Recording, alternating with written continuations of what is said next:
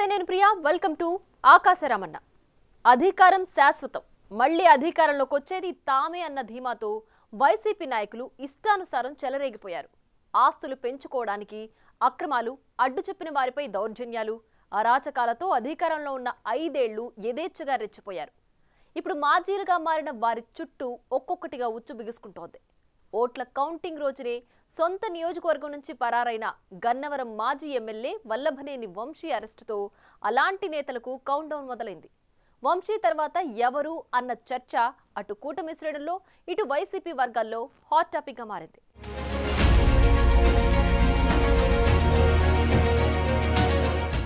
దాడులు చేయించటం తిరిగి బాధితులపైనే కేసులు పెట్టించటం నమ్మించి మోసం చేయటం గన్నవరం మాజీ ఎమ్మెల్యే వల్లభనేని వంశీకి పుట్టుకతో వచ్చిన విద్య అన్న విమర్శలున్నాయి 1997లో హైదరాబాద్ రామానాయుడు స్టూడియో వద్ద పరిటాల రవీంద్రపై హత్యాయత్నం తరువాత రవి అనుచరుడిగా చేరిన వల్లభనేని వంశీ ఆయనకు నమ్మకద్రోహం చేసి తన్నులు తిని రాయలసీమ నుంచి బహిష్కృతుడయ్యారు పరిటాల రవి మరణానంతరం కొడాలి నానితో ఉన్న సాన్నిహిత్యంతో జూనియర్ ఎన్టీఆర్ ద్వారా రికమెండేషన్ చేయించుకుని టీడీపీ ద్వారా పొలిటికల్ ఎంట్రీ ఇచ్చారు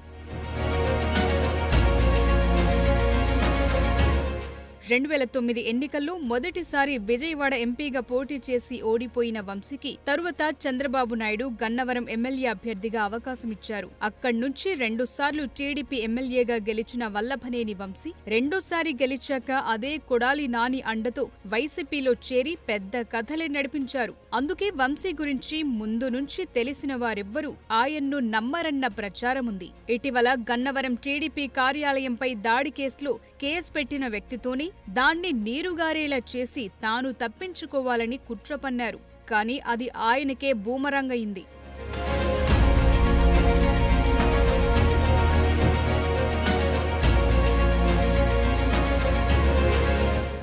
2023 ఫిబ్రవరి 20న గన్నవరం టీడీపీ కార్యాలయం దాడి ఘటనపై అక్కడ కంప్యూటర్ ఆపరేటర్ సత్యవర్ధన్ ఫిర్యాదు చేశారు దీంతో అతనితోనే ఇది తప్పుడు కేసని వాంగ్మూలమిప్పిస్తే కేసు వేగిపోతుందని వంశీ స్కెచ్ గీశారు ఆయన అనుచరులు 4 హైదరాబాద్లో ఉన్న సత్యవర్ధన్ను వాహనాల్లో వచ్చి ఎత్తుకెళ్లారు హైదరాబాద్ సమీపంలోని ఓ ఫామ్ హౌస్ లో బంధించారు రోజుల తరబడి అతన్ని కొట్టి భయపెట్టి ప్రలోభపెట్టి తమకు అనుకూలంగా వాంగ్మూలమిచ్చేలా లొంగదీసుకున్నారు ఈ కేసుతో తనకు ఎలాంటి సంబంధం లేదని అతనితోనే చెప్పించి వీడియో రికార్డ్ చేయించారు ఆ తరువాత వంశీ అనుచరులే దగ్గరుండి అతన్ని విజయవాడలోని ఎస్సీ ఎస్టీ న్యాయస్థానానికి తీసుకెళ్లి న్యాయమూర్తి ఎదుట వాంగ్మూలమిప్పించారు ముందే రికార్డ్ చేయించిన వీడియోను కూడా కోర్టుకు సమర్పించారు తరువాత సత్యవర్ధన్ను తమ వాహనంలో తీసుకెళ్లిపోయారు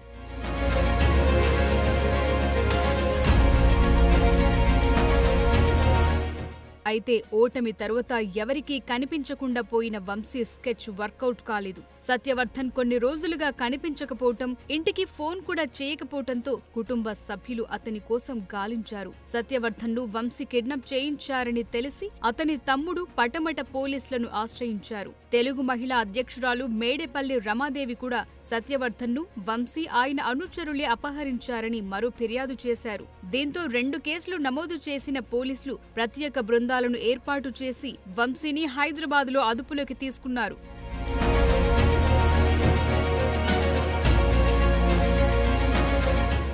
జగన్ హయాంలో టీడీపీ ఆఫీసులపైన చంద్రబాబు ఇంటిపైన దాడులకు పాల్పడిన వారంతా ఉమ్మడి కృష్ణా జిల్లాకు చెందిన వైసీపీ నేతలే అవ్వటం గమనార్హం గన్నవరం మాజీ ఎమ్మెల్యే వల్లభనేని వంశీమోహన్ తో పాటు మాజీ మంత్రులైన జోగి రమేష్ పేర్ని నాని కొడాలి నాని వెల్లంపల్లి శ్రీనివాసరావుతో పాటు దేవినేని అవినాష్ సాగించిన అడ్డగోలు వ్యవహారాలు అన్ని ఇన్ని కావన్న విమర్శలున్నాయి ఆ క్రమంలో గన్నవరం మాజీ ఎమ్మెల్యే వల్లభనేని వంశీమోహన్ తాజాగా అరెస్టయ్యారు గతంలో చంద్రబాబు కుటుంబంపై వంశీ ఎన్నో వ్యక్తిగత దూషణలు చేశారు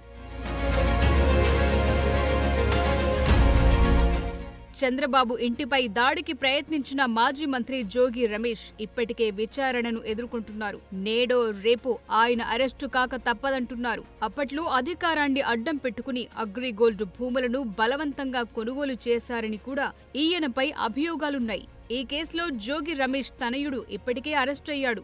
జోగి రమేష్ తెలివిగా తప్పించుకున్న అధికారాన్ని మాత్రం అడ్డగోలుగా దుర్వినియోగం చేశారన్న ఆరోపణలున్నాయి. మంగళగిరిలోని టీడీపీ కేంద్ర కార్యాలయంపై దాడులకు పాల్పడిన తరుణంలోనే చంద్రబాబు ఇంటిపై కూడా దాడి చేయటానికి జోగి రమేష్ సారథ్యం వహించారన్న ఆరోపణలున్నాయి. ఈ కేసులో కూడా జోగి తప్పించుకునే పరిస్థితి లేదంటున్నారు.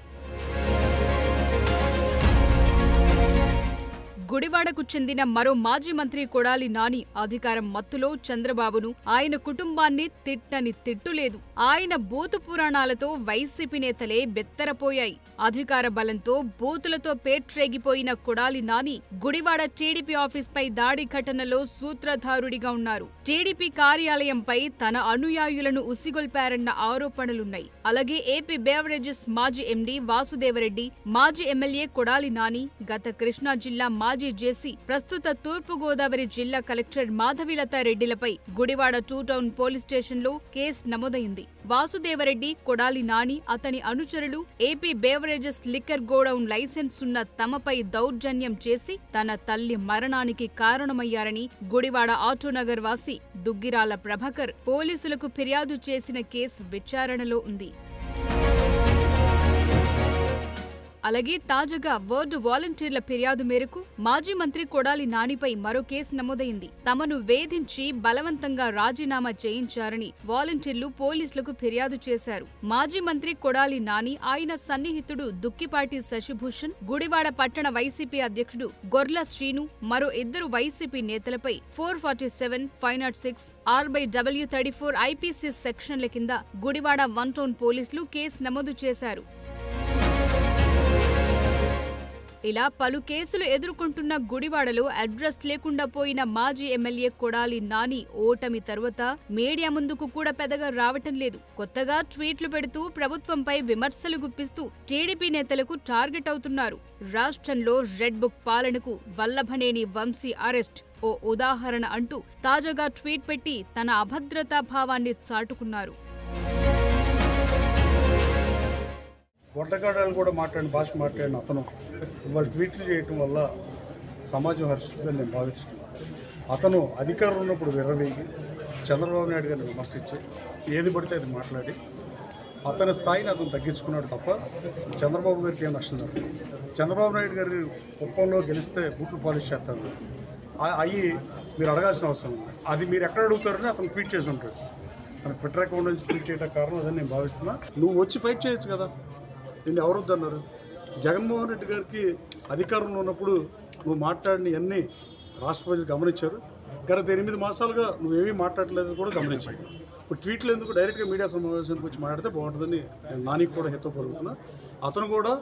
అతను ఇంతకుముందు మాట్లాడినప్పుడు మాట్లాడితే కనీసం వైసీపీ సైడ్లో హర్షిస్తాయి. ఇతను ఫైటర్ అని తెలుగుదేశం పార్టీ అధికారంలో ఉన్న వైఎస్ఆర్ కాంగ్రెస్ పార్టీ అధికారంలో ఇట్టాగే మాట్లాడాడు. మరోవైపు గుడివాడ ఎమ్మెల్యే రాము కూడా కొడాలి నాని అవినీతి చిట్టా విప్పుతూ చట్టం తన పని తాను చేసుకుపోతుందని హెచ్చరిస్తున్నారు. తప్పులు వీళ్ళు ఎక్కువ చేస్తున్నారు కాబట్టి వీళ్ళది ఆటోమేటిక్ గా బుక్లోనే ఉంటాయి. ఎవరో వచ్చి స్పెషల్ గా లేనిపోని కేసులు పెట్టాల్సిన అవసరం ఏం లేదు. ఎందుకంటే వీళ్ళు చేసిన దుర్మార్గాలన్నీ ఎదుర్కొనడానికి కనపడతా ఉన్నాయి. ఇక్కడ గుడివాడలో అయినా కానీ మీరు అనేకమైన దుర్మార్గాలు జరిగి ఉన్నాయి. వాటిలన్నిటి మీద కూడా యాక్షన్ త్వరలోనే వస్తుందని చెప్పి ఆశిస్తాను.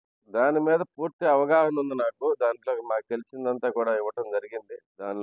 దానిలో జరిగిన మా అన్యాయం మొత్తం అది టెక్నికల్లీ అంతా ప్రూవ్ అయినప్పుడే మనం క్లియర్గా యాక్షన్ తీసుకుంటున్నాం. జరిగిన ప్రతి అన్యాయాన్ని ఒక పద్ధతి ప్రకారం చూసుకుంటా, అంటే ఏదో జరిగిందని ఆరోపణ రాగానే ఆరోపణల మీద పని చేసుకుంటూ కాకుండా ప్రతి విషయాన్ని కూలంకషంగా క్లియర్గా అర్థం చేసుకుని దాంట్లో ఏం తప్పు ఉంది, ఎలా చేసి ఉండాల్సింది, ఎందుకు చేశారు అనేది కూడా పూర్తి అవగాహనతోటి చేయబోతున్నాం.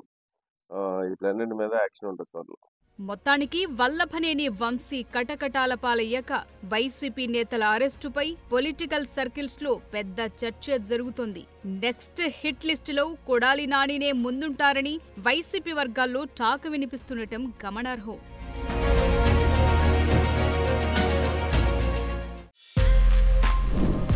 For more videos like this, subscribe Big TV channel.